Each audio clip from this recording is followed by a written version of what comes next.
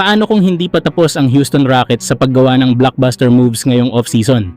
Matapos makuha si Kevin Durant, isang bagong trade proposal ang umiikot na nagsasabing maaari pang mag-all-in ang Rockets para sa isa pang superstar sa katauhan ni Anthony Davis. Bagamat isa pa lamang itong mock trade at wala pang opisyal na negosasyon, maraming fans ang agad na napaisip kung ano ang magiging itsura ng Houston kung mabubuo ang isang super team na pangungunahan nina Durant, Davis at Alperen Sengun. Sa nasabing trade proposal, matatanggap ng Rockets si Anthony Davis habang mapupunta naman sa Washington Wizards sina Jabari Smith Jr., Tari Eason sa isang sign-and-trade deal, si Dorian Finney-Smith at 3 second-round picks. Bagamat malaking package ang isusuko ng Houston, naniniwala ang ilang analyst na sapat pa rin ang natitirang talento ng Rockets upang manatiling isa sa pinakamalalakas na koponan sa Western Conference. Napakalaki ng maitutulong ni Anthony Davis sa Houston. Kilala siya bilang isa sa pinakamahusay na defensive players sa NBA dahil sa kanyang kakayahang magprotekta ng rim, humarang ng tira at kontrolin ang rebounds. Sa opensa naman, nagbibigay siya ng isa pang elite scoring option na makakatulong kina Durant at Sengun. Kung mabubuo ang tambalan nina Kevin Durant, Anthony Davis at Alperen Sengun, magkakaroon ang Rockets ng isa sa pinakamapanganib na frontcourt sa buong liga. Ang kombinasyon ng shooting ni Durant, all-around dominance ni Davis at playmaking ni Sengun ay maaaring magdala sa Houston sa seryosong paghabol ng kampeonato sa susunod na season.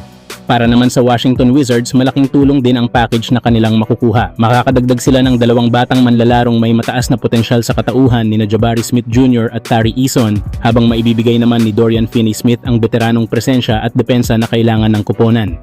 Bukod dito, hawak na rin ng Wizards ang number 1 overall pick sa 2026 NBA Draft kung saan inaasahang mapipili nila ang top prospect na si AJ Dybantsa. Isipin ninyo ang magiging kinabukasan ng Washington kung maidaragdag si Dybantsa sa isang roster na mayroon ng Trae Young at mga batang talentong makukuha mula sa trade. Maaaring ito ang maging pundasyon ng kanilang susunod na contender team sa mga darating na taon. Sa kabilang banda, malinaw naman ang layunin ng Houston Rockets, manalo ngayon. Kung mabubuo ang lineup na binubuo ni Fred VanVleet, Amen Thompson, Kevin Durant, Anthony Davis at Alperen Sengun, magkakaroon sila ng kombinasyon ng karanasan, depensa, laki at opensa na kayang makipagsabayan sa kahit sinong contender sa NBA. Bagamat isa pa lamang itong haka-haka sa ngayon, tiyak na maraming tagahanga ng Rockets ang nangangarap na makita ang tambalan nina KD, AD at Sengun sa iisang koponan. Mga idol, kung mangyari ang blockbuster trade na ito, magiging sapat na kaya ang tambalan nina Kevin Durant, Anthony Davis at Alperen Sengun upang dalhin ang Houston Rockets sa NBA Championship?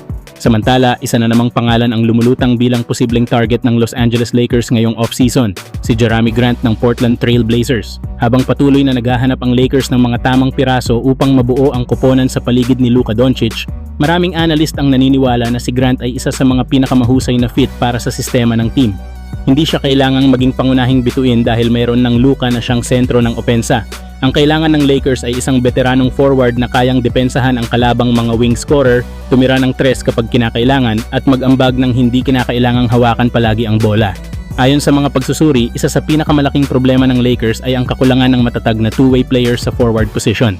Dito pumapasok si Grant. Sa kanyang haba, athleticism at kakayahang bantayan ang iba't ibang posisyon, maaari siyang maging malaking tulong sa depensa ng Lakers habang nagbibigay rin ng sapat na spacing sa opensa para kay Luka. Mayroon pang 2 taon na garantisadong natitira sa kontrata ni Grant sa Portland at ang kanyang kasalukuyang kasunduan ay umaabot hanggang 2028. Ang huling taon ng kontrata ay may kasamang player option na nagbibigay sa kanya ng kalayaang magdesisyon kung mananatili siya o papasok sa free agency pagdating ng panahong iyon. Bagamat hindi magiging madali para sa Lakers ang pagkuha kay Grant dahil tiyak na may kapalit itong mahahalagang assets, marami ang naniniwalang sulit ang panganib kung ang kapalit naman ay isang subok na two-way forward na kayang tumulong agad sa paghahabol ng kampeonato. Kung seryoso ang Lakers na manalo habang nasa kanilang roster si Luka Doncic, maaaring si Jerami Grant ang isa sa mga pinakamahalagang pirasong maaari nilang idagdag upang mabawasan ang kahinaan ng koponan at mapalakas ang kanilang tsansa sa Western Conference. Kayo mga idol, ano ang masasabi ninyo? Dapat bang habulin ng Lakers si Jerami Grant kahit may kapalit na draft picks o mga manlalaro? Sa tingin ninyo ba ay siya ang nawawalang piraso para maging lehitimong title contender ang Lakers? Remember, he's only 24. Here's Grant up top. Takes the three and it's good. This play. Jeremy spins away from the line.